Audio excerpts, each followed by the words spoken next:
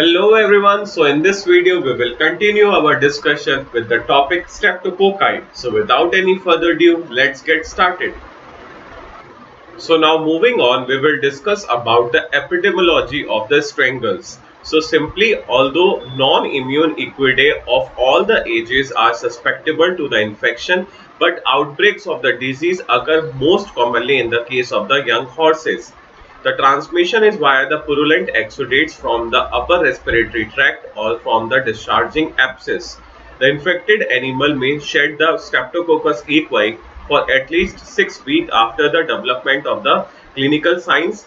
A chronic convalescent carrier state can develop with the bacteria present in the guttural pouch.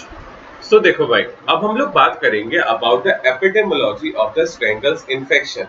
Although non-immune equidae of all the ages are susceptible, the outbreak of the disease occur most commonly in the case of the young horses. अब देखो, ये जो strangle infection है ये सभी as group के horses को infect करता है जो कि नॉन इम्यून होते हैं, बट अक्सर आपको स्ट्रेंगल इन्फेक्शन के जो केस है ज्यादातर केस कहाँ देखने के लिए मिलेंगे? In the case of the young horses. ठीक है.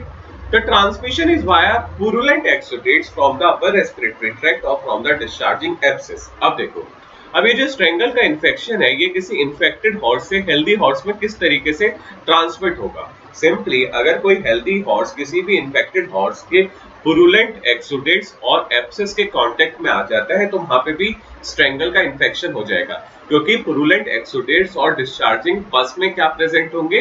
Streptococcus equi which is the causative agent for the strangles. ठीक है.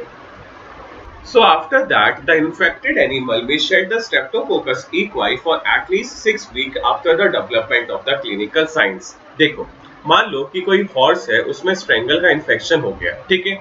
अब स्ट्रेंगल इन्फेक्शन के पॉजिटिव एजेंट होते हैं हमारे स्ट्रेप्टोकोकस इक्वाई. अब स्ट्रेप्टोकोकस इक्वाई इस हेल्दी हॉर्स में इन्वेड करेगा, अपने आप को मल्टीप्लाई करेगा, रेप्लिकेट करेगा and then you will saw the clinical sign in that particular horse की यहाँ पे स्ट्रेंगल का इन्फेक्शन है. अब जब क्लिनिकल साइन डेवलप हो जाएगा उसके 6 हफ्ते बाद तक ये जो पर्टिकुलर हॉर्स इन्फेक्टेड था वो स्ट्रेप्टोकोकस इक्वाई के बैक्टीरिया को शेड करता रहेगा अपने सराउंडिंग में and act as the source of transmission. ठीक है. So after that, a chronic convalescent carrier state can develop with the bacteria present in the guttural pouch. देखो, मान लो कि आपने एक हॉर्स को सस्पेक्ट करा कि यहाँ पे स्ट्रेंगल का इन्फेक्शन हो सकता है. ठीक है. आपने कोई डायग्नोसिस करी और फिर आपको कंफर्म हो गया कि यहाँ पे स्ट्रेंगल का इन्फेक्शन है. आपने ट्रीटमेंट शुरू करा एंड हॉर्स स्टार्ट रिकवरिंग. ठीक है. धीरे धीरे हॉर्स ने रिकवरी स्टार्ट कर दी. So during the passage of the recovery, अभी जो स्ट्रेंगल्स का पॉजिटिव एजेंट होता है स्ट्रेप्टोकोकस इक्वाई, ये क्या करता है? ये बैक्टीरिया जाके उसके गुटरल पाउच में रिसाइड कर जाता है. Now the horse is recovering but the bacteria is still present in the guttural pouch. इसलिए जो हॉर्स है वो एक कैरियर स्टेट में डेवलप हो जाता है and this bacteria can shed from that particular infected horse to the surrounding and can act as the source of transmission. ठीक है. So now moving on, we will discuss about the clinical signs. So simply the incubation period is of 3 to 6 days. There is a high fever, depression, anorexia followed by an oculonasal discharge that become purulent. The lymph node of the head and the neck are swollen and painful. Characteristically, the submandibular nodes are affected and they eventually rupture, discharging the purulent, highly infectious material. The guttural pouch empyema is a common finding. The morbidity may be up to 100% and mortality rate is usually less than 5%. So देखो भाई, अब हम लोग बात करेंगे about the clinical signs. So simply the incubation period is of 3 to 6 days. अगर कोई भी हॉर्स को आप सस्पेक्ट करते हो कि वहाँ पे स्ट्रेंगल का इन्फेक्शन है तो कम से कम 3 से 6 दिन बाद ही आपको फर्स्ट क्लिनिकल साइन देखने के लिए मिलेगा. ठीक है. There is high fever, depression, anorexia followed by an oculonasal discharge that become purulent. जो भी हॉर्स इन्फेक्टेड होंगे विद द स्ट्रेंगल वहां पे आपको हाई फीवर देखने के लिए मिलेगा शुरुआत में, डिप्रेशन देखने के लिए मिलेगा, एनोरेक्सिया देखने के लिए मिलेगा और फिर धीरे धीरे during the course of the disease आपको उस पर्टिकुलर हॉर्स के नोज और आईज में से पुरुलेंट डिस्चार्ज देखने के लिए मिलेगा. ठीक है. The lymph node of the head and the neck are swollen and painful. जो भी हेड और नेक रीजन की लिम्फ नोड होंगी इन द इन्फेक्टेड हॉर्स वो स्वेल कर जाएंगी and it will be very painful for the horse. ठीक है. Characteristically the submandibular nodes are affected and they eventually rupture, discharging the purulent, that is highly infectious material. Simply कोई भी अगर horse strangle से infected है तो वहां पे मेनली सब मैंडिबुलर नोड्स जो होती हैं वो स्वेल करती हैं, ठीक है। धीरे धीरे स्वेलिंग की वजह से वो रप्चर कर जाएंगी, जिसमें से पुरुलेंट डिस्चार्ज निकलेगा, पस निकलेगा, which is a highly infectious material, क्योंकि इस पस में क्या प्रेजेंट होगा, स्ट्रेप्टोकोकस इक्वाई, ठीक है। After that the guttural pouch empyema is a common finding. So देखो भाई, जो भी हॉर्स स्ट्रेंगल से इन्फेक्टेड होते हैं वहां पे जो गुटुरल पाउच है वहां पे आपको पस फॉर्मेशन देखने के लिए मिलता है, इम्पाइमा देखने के लिए मिलता है, and it is the most common finding in the case of the strangle infection, ठीक है। Moving on, the morbidity may be up to 100% and mortality rate is usually less than 5%. मान लो कि आपके पास 100 हॉर्सेस है एक पर्टिकुलर फार्म में, अगर वहां पे स्ट्रेंगल इन्फेक्शन का आउटब्रेक हो गया तो 100 के 100 हॉर्सेस इन्फेक्टेड हो जाएंगे, लेकिन जो डेथ रेट होगा, जो मॉर्टेलिटी रेट होगा, it will be less than 5%, ठीक है। Moving on, in the clinical signs of the strangle infection, the death may result from the complications such as pneumonia, neurological involvement, asphyxia due to the pressure on the pharynx from the enlarged lymph nodes, and the purpura hemorrhagica. The purpura hemorrhagica, considered to be an immune-mediated disease, may occur in the affected horse 1 to 3 weeks after the initial illness. The bastard strangles, in which the abscession develops in many organs, is a serious complication in about 1% of the affected animals. So देखो भाई, हम लोग बात कर रहे थे about the clinical signs of the strangle infection, तो इसी में आगे बढ़ते हैं।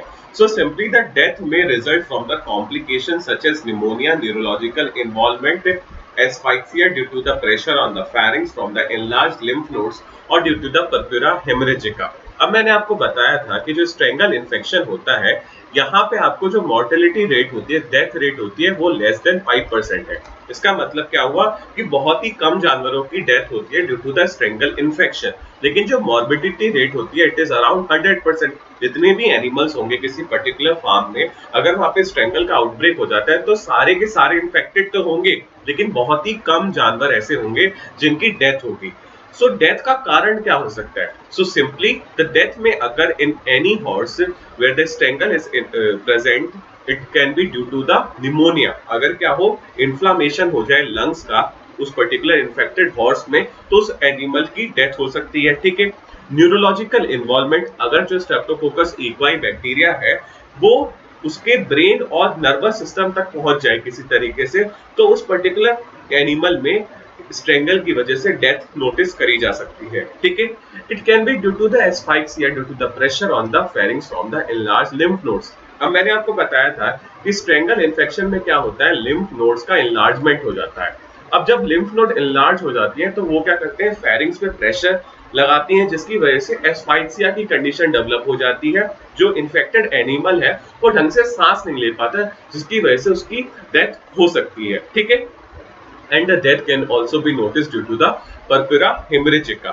Simply purpura hemorrhagica क्या होता है? It is due to the bursting of the capillaries. Capillaries जो भी होती हैं पर्टिकुलर इन्फेक्टेड एनिमल की, वो बर्स्ट हो जाती है, उनमें से ब्लड बाहर आता है। पूरी एनिमल के स्किन पे आपको छोटे छोटे रेड कलर के स्पॉट्स देखने के लिए मिलेंगे। साथ ही साथ पुरपुरा हेमरेजिका कंडीशन में क्या होता है, ओडिमा डेवलप हो जाता है लिम्स में और हेड में, जिसकी वजह से एनिमल की डेथ हो जाती है, ठीक है। So after that, the purpura hemorrhagica, considered to be an immune-mediated disease, which may occur in affected horses 1 to 3 weeks after initial illness. देखो, simply कोई horse है, उसमें strangle का infection हो गया, ठीक है? So after the 1 to 3 weeks of the initial infection, उस पर्टिकुलर इन्फेक्टेड हॉर्स में इम्यून मेडिएटेड रिस्पॉन्स जनरेट होगा, जिसकी वजह से पर्पुरा हेमरेजिका की कंडीशन डेवलप हो जाएगी, जिसमें क्या होता है, कैपिलरीज बर्स्ट आउट हो जाती हैं, उनसे ब्लड बाहर आता है, पूरी स्किन पे छोटे छोटे रेड कलर के डॉट्स दिखाई देते हैं। साथ ही साथ ओडिमा की कंडीशन डेवलप हो जाती है in the limbs and the head region, ठीक है। After that the bastard strangles, in which abscession develops in many organs, is a serious complication in about 1% of the affected horses. देखो, 1% of the affected horses जिसमें strangle का infection है, उसमें bastard strangle का infection देखा जाता है। Basically strangle का ही एक फॉर्म है बास्टर्ड स्ट्रेंगल, जिसमें क्या है बॉडी के डिफरेंट ऑर्गन्स में पस फॉर्मेशन शुरू हो जाता है। ठीक है, now moving on, we will discuss about the diagnosis. So simply one can go for the clinical signs and the history of the recent exposure. Colonies are usually mucoid up to the 4 mm in diameter and surrounded by a wide zone of the beta hemolysis. The Streptococcus equi must be distinguished from the other lens-filled group C streptococci, particularly the Streptococcus equisimilis, Streptococcus jus epidemics, by the sugar fermentation in the peptone water containing the serum and by other confirmatory biochemical tests. Asymptomatic carriers can be detected using the polymerase chain reaction. So देखो भाई, अब हम लोग बात करेंगे about the diagnosis of the strangle infection. So simply one can go for the study of the clinical signs and the history of the recent exposure. अगर आपने किसी हॉर्स में सस्पेक्ट करा कि यहाँ पे स्ट्रेंगल का इन्फेक्शन हो सकता है, तो सिंपली आप क्या करोगे, उस हॉर्स में क्लिनिकल साइंस की स्टडी करोगे और उसकी हिस्ट्री की स्टडी करोगे ऑफ रीसेंट एक्सपोजर, कि हाल फिलहाल में इस हॉर्स में कोई और इन्फेक्शन तो नहीं पाया गया था। ठीक है, after that the colonies are usually mucoid up to 4 mm in diameter and surrounded by a wide zone of the beta hemolysis. देखो, मान लो कि आपने किसी हॉर्स को सस्पेक्ट करा कि वहाँ पे स्ट्रेंगल का इन्फेक्शन है, तो आप क्या करोगे, लेबोरेटरी डायग्नोसिस के लिए वहां से सैंपल कलेक्ट करोगे, बैक्टीरिया को आइसोलेट करोगे और फिर उसको कल्चर करोगे, then you will go for studying the morphological characteristics of the bacterial colonies. So अगर जो आपने सैंपल आइसोलेट करा है उन बैक्टीरियल कॉलोनीज में वो म्यूकोइड होती है, उनका जो साइज है वो 4 mm इन डायमीटर होता है and they are surrounded by a wide zone of the beta haemolysis. तो यहाँ पे कंफर्म हो जाएगा कि वो बैक्टीरिया है Streptococcus equi, that is the positive agent for the strangle infection. And अगर जो सैंपल से आपने बैक्टीरिया आइसोलेट करा, उस पर्टिकुलर सैंपल की जो बैक्टीरियल कॉलोनीज है वो इस क्राइटेरिया को फुलफिल नहीं करती है, तो वहां पे स्ट्रेप्टोकोकस इक्वाई का बैक्टीरिया प्रेजेंट नहीं है। इसका मतलब सस्पेक्टेड हॉर्स में स्ट्रेंगल का इन्फेक्शन तो नहीं है। ठीक है, after that the Streptococcus equi must be distinguished from other Lancefield group C streptococci, particularly Streptococcus equisimilis, Streptococcus jus epidemicus, by sugar fermentation in peptone water containing serum and by other confirmatory biochemical tests. सो देखो भाई, मैंने आप सभी को बताया था कि genus Streptococcus के डिफरेंट मेंबर्स को सेपरेट करने के लिए आप लेंस-फिल्ड ग्रुपिंग का इस्तेमाल कर सकते हो। ठीक है, जो स्ट्रेप्टोकोकस इक्वाई बैक्टीरिया होता है which is a positive agent for the strangle, इसका लेंस-फिल्ड ग्रुप होता है सी। ठीक है, साथ ही साथ स्ट्रेप्टोकोकस इक्विसिमिलिस और जू एपिडेमिकस का भी लेंस-फिल्ड ग्रुप होता है सी। ठीक है, यहाँ तक बात क्लियर है। अब देखो, मान लो कि आपने किसी हॉर्स को सस्पेक्ट करा कि यहाँ पे स्ट्रेंगल का इन्फेक्शन है एंड फॉर द कंफर्मेशन आप लेंस-फिल्ड ग्रुपिंग का इस्तेमाल करते हो। अब लेंस-फिल्ड ग्रुपिंग में तो एक फ्लॉ है कि यहाँ पे स्ट्रेप्टोकोकस इक्वाई होगा तब भी सी आएगा, इक्विसिमिलस होगा तब भी सी आएगा और जू एपिडेमिकस होगा तब भी सी आएगा, इजंट इट?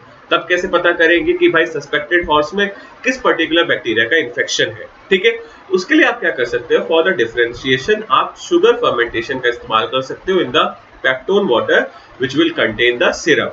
ठीक है, otherwise you can also go for the biochemical test. अब सिंपली जब आप sugar fermentation in the peptone water containing serum का इस्तेमाल करोगे, तब आप स्ट्रेप्टोकोकस इक्वाई, इक्विसिमिलस और जू एपिडेमिकस में डिफरेंशिएट कर सकते हो। और अगर इक्वाई होता है तो इसका मतलब क्या हुआ, उस पर्टिकुलर सस्पेक्टेड हॉर्स में स्ट्रेंगल का इन्फेक्शन है। Other than this you can also perform different biochemical test. ठीक है, After that, asymptomatic carriers can be detected using the PCR test. Simply, काफी ज्यादा ऐसे भी हॉर्सेज होते हैं जहाँ पे स्ट्रेंगल का इन्फेक्शन तो होता है लेकिन आपको कोई भी क्लिनिकल साइंस देखने के लिए नहीं मिलते। तब उस केस में आप कैसे पता करोगे कि वहाँ पे स्ट्रेंगल का इन्फेक्शन है, इसका मतलब स्ट्रेप्टोकोकस इक्वाई बैक्टीरिया प्रेजेंट है या नहीं? तो सिंपली आपको क्या करना है, सैंपल कलेक्ट करना है और PCR टेस्ट को रन कराना है। Then you will able to diagnose whether that particular horse is suffering from the strangle or having the presence of the Streptococcus equi or not, even in its asymptomatic state. ठीक है, moving on, we will discuss about the treatment and the control of the disease. So simply the administration of the penicillin 2 in contact and the infected horses is recommended. Antibiotic therapy may be of limited benefit if the abscess have formed. Clinically suspect animal should be isolated. Horses should be isolated for 2 weeks when the first introduced or returning to a property. देखो भाई, अब हम लोग बात करेंगे about the treatment and the control of the strangle infection. Simply the administration of the penicillin to in contact and the infected horses is recommended. देखो, ऐसे horses जहाँ पे स्ट्रेंगल का इन्फेक्शन सस्पेक्टेड है और ऐसे horses जहाँ पे स्ट्रेंगल का इन्फेक्शन कंफर्म्ड है, दोनों ही के केस में आप ट्रीटमेंट के लिए पेनिसिलिन का इस्तेमाल कर सकते हो. ठीक है. After that, the antibiotic therapy may be of limited benefit if the abscess have formed. Simply, अगर किसी भी हॉर्स में स्ट्रेंगल के इन्फेक्शन के कारण एब्सेस का फॉर्मेशन शुरू हो चुका है, तब वहां पे आप ट्रीटमेंट के लिए एंटीबायोटिक्स का यूज तो कर सकते हो, बट इतना ज्यादा फायदा उनसे नहीं मिलेगा. It will B of very limited benefit. ठीक है. After that, the clinically suspect animal must be isolated. जो भी ऐसे हॉर्सेज हैं जहाँ पे आपने सस्पेक्ट करा है कि वहां पे स्ट्रेंगल का इन्फेक्शन हो सकता है, उनको आपको क्या करना है, आइसोलेट करना है फ्रॉम द हेल्दी वर्ड्स. ठीक है. After that, the horse's should be isolated for at least 2 weeks when the first introduced or returning to a property. देखो भाई, इसको आप ऐसे समझ सकते हो कि मान लो आपके पास एक हॉर्स फार्म है जिसमें 50 घोड़े हैं. अब आप इस हॉर्स फार्म को एक्सपेंड करना चाहते हो, तो आपने क्या करा, एक किसी और हॉर्स फार्म से 50 घोड़े खरीद लिए. अब ये 50 घोड़े आपके पास आ गए, लेकिन आपको अब ये ध्यान में रखना है कि आप डायरेक्टली न्यू हॉर्सेस को अपने ओल्ड हॉर्सेस में इंट्रोड्यूस नहीं कराओगे, क्योंकि they might carry some infection. इसलिए आपको क्या करना है, सबसे पहले इन न्यू हॉर्सेस को 2 हफ्ते तक आइसोलेट कर देना है. उनको मॉनिटर करना है कि यहाँ पे कोई इन्फेक्शन तो प्रेजेंट है या नहीं. अगर कोई इन्फेक्शन नहीं होता है तो सिंपली आप इंट्रोड्यूस करा दोगे. अगर कोई इन्फेक्शन होता है तो then you have to treat accordingly. And this is the preventive measure or the control measure to prevent the spread of the infection. ठीक है. Moving on in the treatment and the control, the predisposing factors such as the overcrowding, mixing of the different age groups should be avoided. Following the outbreaks of the disease, buildings, equipment should be cleaned and disinfected. देखो भाई, हम लोग बात कर रहे थे about the treatment and the control of the strangle infection. Simply the predisposing factors such as overcrowding and mixing of the different age group should be avoided. देखो, मान लो कि आपके पास एक हॉर्स फार्म है जिसमें डिफरेंट एज ग्रुप के horses है, तो सिंपली आपको क्या करना है, to prevent the spread of the disease, जो सिमिलर एज ग्रुप के हॉर्सेज है उनको एक साथ रखना है. अगर आप डिफरेंट एज ग्रुप के हॉर्सेज को एक साथ रखोगे तो वहां पे डिजीज आउटब्रेक हो सकता है. साथ ही साथ आपको ओवरक्राउडिंग को अवॉइड करना है. ठीक है. Moving on, following the outbreak of the disease, building and equipment should be cleaned and disinfected. अगर मान लो कि आपके हॉर्स फार्म में स्ट्रेंगल इन्फेक्शन का आउटब्रेक हो गया, सो आफ्टर द ट्रीटमेंट आपको उस पूरी बिल्डिंग को, पूरे फार्म हाउस को, सारे इक्विपमेंट्स को क्लीन करना है, डिसइंफेक्ट करना है in order to control the infection and its spread. ठीक है.